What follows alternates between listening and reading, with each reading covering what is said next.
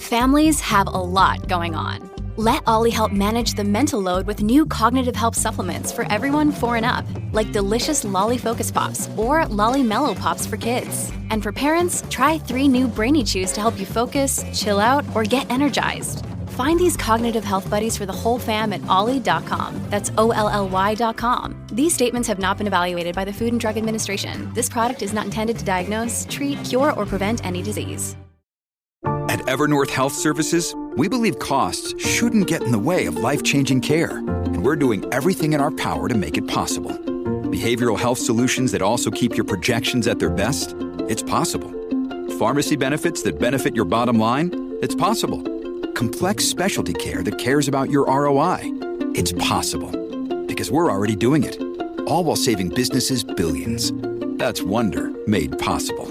Learn more at evernorth.com/wonder. This is Optimal Living Daily, episode 3167, The Pursuit of Status, How to Avoid Chasing the Wrong Things, by Louis Chu with NoSidebar.com. And I'm Justin Malik, the guy who's been reading to you every day, including holidays, since 2015. And I'm going to keep that up, so let's get right to it and continue optimizing your life. The Pursuit of Status, How to Avoid Chasing the Wrong Things, by Louis Chu with NoSidebar.com. Despite composing several famous works, the French philosopher Denis Diderot spent the majority of his life in poverty. Like many Enlightenment thinkers of his time, Diderot had little concern for material possessions. And that changed when he received a new scarlet robe from his friend as a gift. The robe was so beautiful that Diderot treasured it above all else. But Diderot also quickly realized that the robe was out of place amongst his other common possessions. He didn't own anything that would match the grandeur of his new robe. And so Diderot went about replacing his old possessions. He replaced his straw chair with a leather one. A large mirror took over the mantel of his fireplace. He filled up the vacant corner of his house with a writing desk. Before long, Diderot found himself in debt. As he remarks in his essay titled Regrets for My Old Dressing Gown, quote, "I was the absolute master of my old robe. I have become the slave of the new one," end quote. Pursuit of status, the Diderot effect. Diderot's story shows how the acquisition of new possessions is never a singular event. Each new purchase often creates a spiral of consumption that leads you to acquire more things. It's a social phenomenon that explains much of our modern consumption patterns. Savvy marketers often bundle complementary products together and make us offers so compelling we can't refuse them. One seemingly innocent purchase can lead to many bad decisions. Having heard Diderot's warning, we now know what happens when we go about mindlessly acquiring new possessions. But that doesn't make the suppression of this behavior any easier. To understand our true challenge, we need to scrutinize Diderot's story more closely. As he writes in his essay, Diderot cared little for material possessions before he acquired his new robe. He didn't see them as representative of the inherent worth and value of a person. Quote, "I can bear the sight of a peasant woman without disgust. That piece of simple cloth that covers her head, the hair that sparsely falls across her cheeks, those tattered rags that half cover her, that poor short petticoat that doesn't cover half her legs, her naked feet covered with muck, cannot wound me. It is the image of a state I respect. It's the ensemble of the lack of grace of a necessary and unfortunate condition for which I have pity," end quote. But shortly after he acquired his new robe, Diderot's views changed. He came to identify with the grandeur and beauty of his scarlet robe. Eventually, he thought the same of his other possessions as well. Quote, "The poor man may take his ease without thinking of appearances, but the rich man is always under a strain," end quote. How did a simple robe end up causing Diderot so much grief? What we really want. As it turns out, Diderot was spot on about how material possessions become intertwined with our identity. The wealthier we get, the more things become a form of self-expression. We no longer buy shirts and shorts for the cloth that covers our skin, but also to reflect our tastes and social standing. Jeffrey Miller, an evolutionary psychologist, notes in his book, Spent, that one of the biggest reasons we buy things is to signal virtue. Quote, humans evolved in small social groups in which image and status were all important, not only for survival, but for attracting mates, impressing friends, and rearing children. Today, we ornament ourselves with goods and services more to make an impression on other people's minds than to enjoy owning a chunk of matter, a fact that renders materialism a profoundly misleading term for much of consumption. Many products are signals first, and material objects second. Our vast social primate brains evolved to pursue one central social goal, to look good in the eyes of others. End quote. Ironically, the overt pursuit of status is a low-status activity. Chasing after someone's approval demonstrates low self-worth, which is why we instead opt to chase after possessions. This explains why the biggest companies in the world spend so much on branding. Luxury brands like BMW make it a point to advertise to everyone regardless of their income level. It seems like a mistake until you realize that they're not aiming to sell you a car, not directly at least. Their goal is to get everyone to believe that their product is valuable.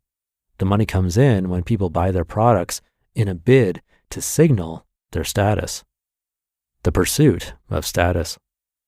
It's absurd that most of us are unhappy, and yet we have never been wealthier throughout history. The problem lies in the nature of the game we're playing.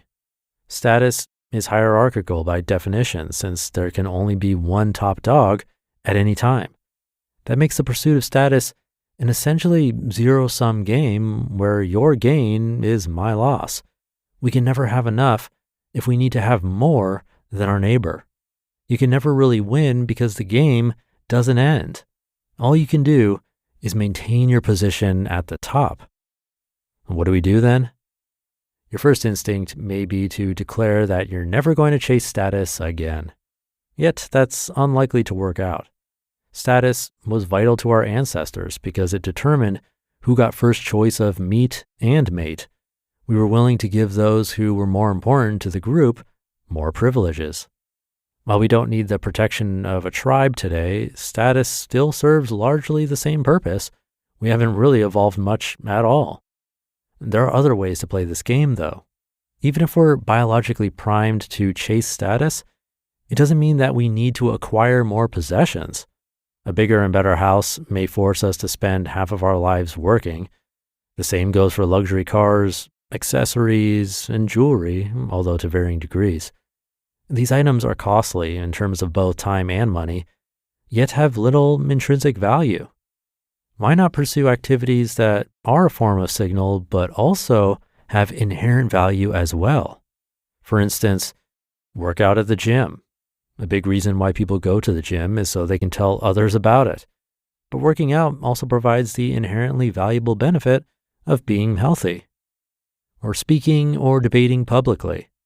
Speaking in front of an audience signals some form of expertise, but the prerequisite is that you must be informed. Knowledge is the main benefit. Or teaching others. It's another demonstration of expertise, but it's the protege effect at work as well. You're helping others learn a skill while refining your own understanding. Jim Rohn once remarked that, quote, "The greatest reward in becoming a millionaire is not the amount of money that you earn, is the kind of person that you have to become a millionaire," end quote. In other words, we should be aiming for the steak and not the sizzle. If we can't give up the latter, we must make sure that it's always accompanied by the former. What are we chasing? It's easy to get lost chasing more without considering what we really want. Therein lies the danger of mindless consumption. Most of the time, all we really get are substitutes or replicas of what we truly desire in life. It takes reflection and honesty with ourselves to figure that out. take the time to figure that out before you embark on your chase. As you may have realized from Diderot's example, it can be very costly when you chase the wrong things. You just listened to the post titled, The Pursuit of Status, How to Avoid Chasing the Wrong Things by Louis Chu with NoSidebar.com, and I'll be right back with my commentary. Look, Bumble knows you're exhausted by dating. All the, must not take yourself too seriously, and 6'1" since that matters, and what do I even say other than, hey? Well, that's why they're introducing an all-new Bumble, with exciting features to make compatibility easier, starting the chat better, and dating safer. They've changed, so you don't have to. Download the new Bumble now. Thank you to Louis, a guest writer on No Sidebar. I've heard of the Diderot effect. I think we've talked about it here on the podcast before, but I definitely don't remember that much of his story. And I thought this was a great one. Some deep stuff in here to consider, like the self-worth part. That hit home for me a bit, especially when reflecting on what I previously wanted as a kid. Lewis said, quote, "Ironically, the overt pursuit of status is a low-status activity. Chasing after someone's approval demonstrates low self-worth, which is why we instead opt to chase after possessions," end quote. I really like that one because it made me reflect on my own life. I definitely wanted status as a kid, but that's faded a bit with age, which I'm happy about. But it does make me wonder if I had feelings of low self-worth as a kid, which I can see as a possibility, in fact. It's interesting stuff, and something I'll be considering today and this weekend. Hopefully you too. And with that, thank you for being here. I hope listening every day is able to add and compound to your life like it has for mine. Have a great rest of your day, and I'll be back tomorrow, where your optimal life awaits.